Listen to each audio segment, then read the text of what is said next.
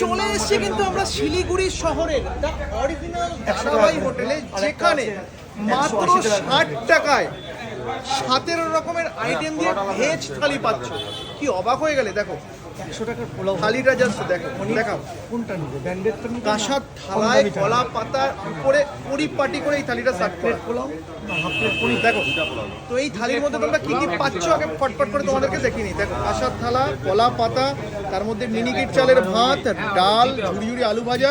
এটা কিসের তরকারি দাদা? বাঁধাকপির সবজি আছে, এটা আচ্ছা। একটা মেশানো টাইপের সবজি আছে, মিক্স ভেজ, এটা চাটনি, এটা ধোকার ডালনা, এটা পাঁপড়, এটা পকোড়া, এটা একটা বেগুন সর্ষা পোস্ত দিয়ে, এটা ফ্রাইড রাইস, এটা পোলাও, এটা লুচি, এটা পনির, এটা পাঁপড় পকোড়া দেখালাম, এটা রসগোল্লা, এটা আলু ভাজা।